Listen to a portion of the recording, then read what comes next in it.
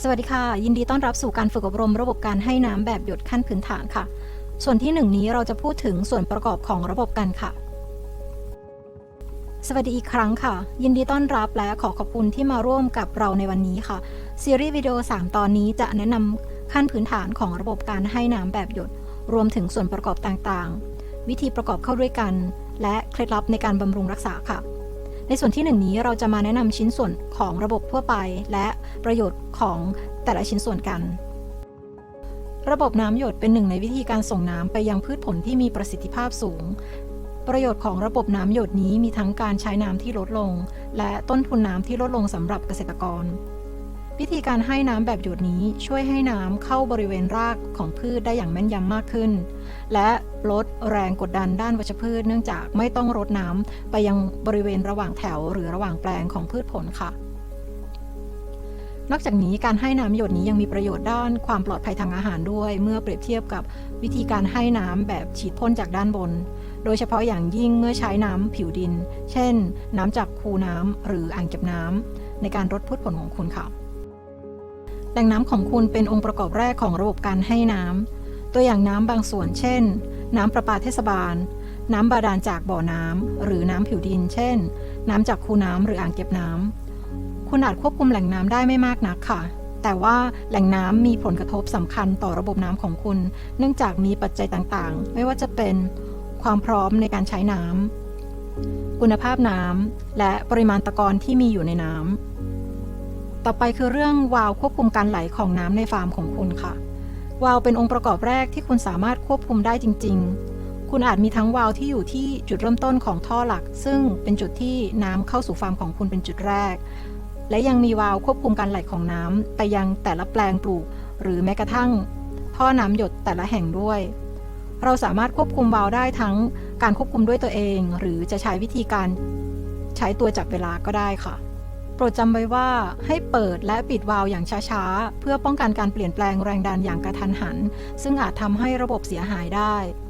หลักๆแล้ววาล์วมี2ประเภทด้วยกันค่ะนั่นก็คือบอลวาล์วและวาล์วประตูซึ่งการเปิดบอลวาล์วอาจมีความท้าทายมากกว่าเนื่องจากการหมุนวาล์วเพียงเล็กน้อยก็ทำให้เกิดช่องเปิดขนาดใหญ่ในวาล์วและปล่อยน้ำให้ไหลผ่านจำนวนมากได้และโดยทั่วไปวาล์วประตูจะมีราคาแพงกว่า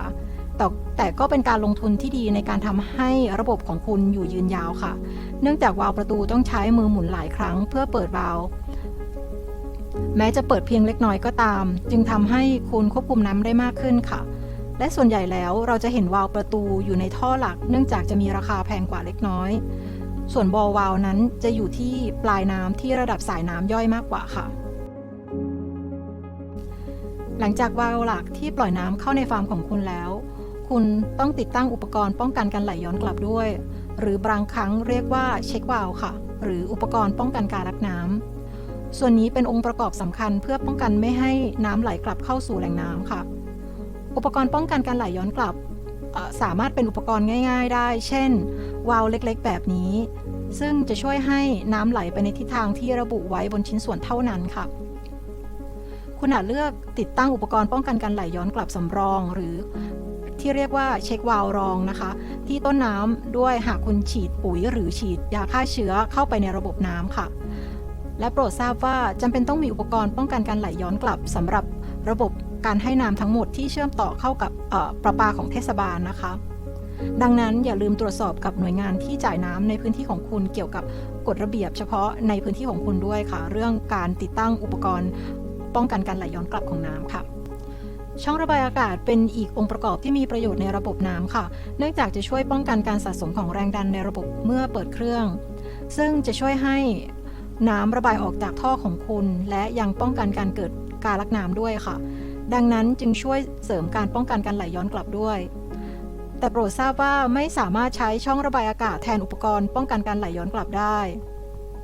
อย่าลืมตรวจสอบให้แน่ใจว่าคุณมีเช็ควาล์วหรืออุปกรณ์ป้องกันการไหลย้อนกลับในระบบน้ำของคุณด้วยนะคะช่องระบายอากาศสามารถอยู่ใกล้กับวาล์วหลักหรือเพิ่มเติมเข้าไปในสายน้ำที่ส่งไปยังแต่ละแปลงปลูกของคุณได้ค่ะ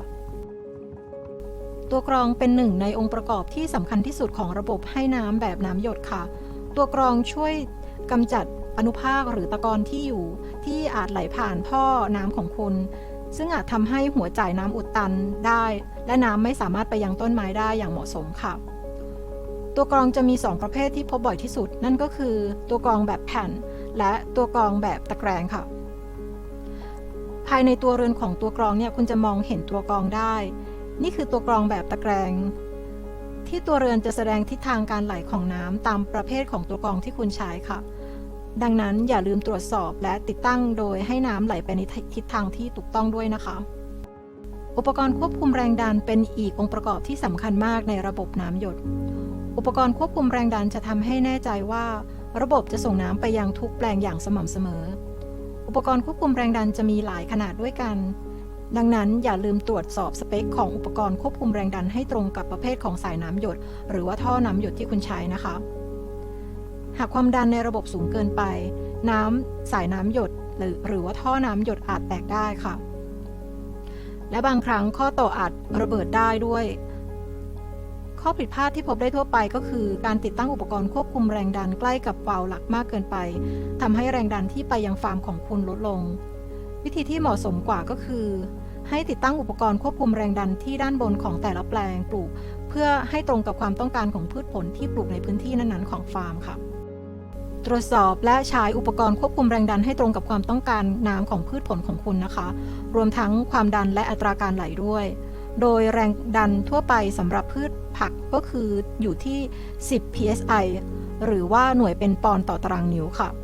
ซึ่งนี่เป็นค่าที่แนะนำให้ใช้กับสายน้ำหยดค่ะแต่หากคุณปลูกพืชสวนหรือผลไม้ระดับทั่วไปที่ใช้กันก็คืออยู่ที่ประมาณ40ปอนด์ต่อตารางนิ้วและใช้กับท่อน้ำหยดที่มีค่าคะแนนที่สูงกว่าค่ะที่ระดับนี้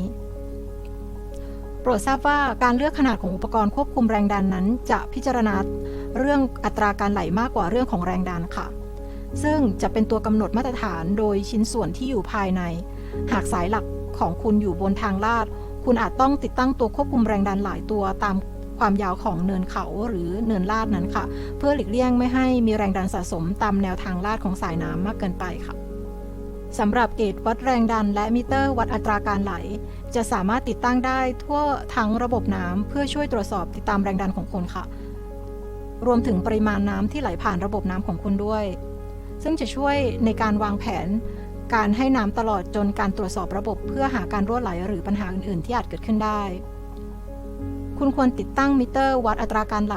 ใกล้กับวาล์วหลักเพื่อให้สามารถตรวจสอบการใช้น้ำโดยรวมในฟาร์มของคุณได้ค่ะเกจวัดแรงดันมีประโยชน์มากและอีกที่หนึ่งที่อาจจะต้องพิจารณาติดตั้งก็คือที่ด้านใดด้านหนึ่งของตัวกรองซึ่งจะช่วยให้คุณทราบว่าถึงเวลาที่จะจำเป็นต้องทำความสะอาดตัวกรองหรือไม่ตัวกรองบางตัวมีการทำรูเกลียวไว้ที่ด้านล่างซึ่งคุณสามารถติดตั้งไว้ด้านบนได้หากตัวกรองของคุณสะอาดนั่นก็หมายความว่าแรงดันจากด้านหนึ่งไปยังอีกด้านไม่น่าจะตกมากนักแต่หากคุณเห็นแรงดันตกในเกจวัดแรงดันที่2คุณก็จะรู้ได้ว่าถึงเวลาแล้วที่จำเป็นต้องทำความสะอาดตัวกรองค่ะมีท่อและสายน้ำหยดหลายประเภทที่คุณใช้เมื่อทำการติดตั้งค่ะข้อมูลจำเพาะบางอย่างที่คุณควรพิจารณาเมื่อเลือกซื้อวัสดุเหล่านี้ก็คือวัสดุที่ใช้ในการผลิตอัตราการไหลของอุปกรณ์ความทนทานเส้นผ่านศูนย์กลางหรือขนาดของวัสดุนอกจากนี้ยังรวมถึงระยะห่างของหัวจ่ายน้ำซึ่งจะต้องตรงกับระยะของพืชผลที่คุณปลูกด้วย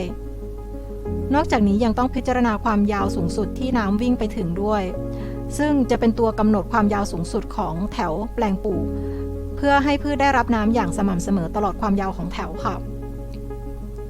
นอกจากนี้ยังมีวัสดุอุปกรณ์บางชนิดที่ใช้เพื่อชดเชยแรงดันได้ซึ่งจะช่วยให้ส่งน้ำได้สม่ำเสมอมากขึ้นอีกด้วยนอกจากนี้ต้นทุนก็เป็นปัจจัยสำคัญเช่นกันค่ะ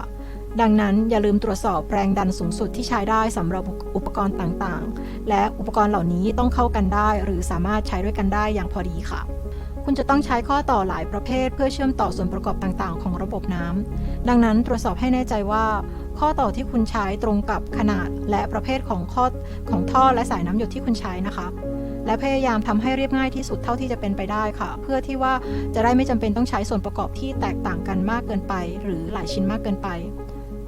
และการมีอุปกรณ์สำรองไว้เสมอถือเป็นเรื่องดีค่ะเพื่อให้สามารถซ่อมแซมได้อย่างรวดเร็วในกรณีที่จำเป็นนะคะเราหวังว่าวิดีโอนี้จะช่วยให้คุณเข้าใจวิธีเริ่มต้นให้น้ำแบบหยดแล้วโปรดดูเคล็ดลับในการออกแบบการติดตั้งและการบำรุงรักษาระบบในส่วนที่ 2 และ 3 ค่ะขอบคุณพันธมิตรในชุมชนของเราซึ่งรวมถึง USDA OPPE ที่ให้ทุนสนับสนุนการจัดทำวิดีโอนี้รวมถึงสื่อประชาสัมพันธ์ที่เกี่ยวข้องด้วยค่ะวิดีโอนี้มีให้บริการในภาษาอังกฤษภาษาอิโคลาโนภาษาจีนกลางและภาษาไทยค่ะคุณสามารถดูที่ลิงก์ในวิดีโอได้เพื่อดูแหล่งข้อมูลเพิ่มเติมที่อาจเป็นประโยชน์กับคุณเอาละค่ะวันนี้ก็จบลงแล้วขอให้ทุกคนปลูกพืชอย่างมีความสุขนะคะสวัสดีค่ะ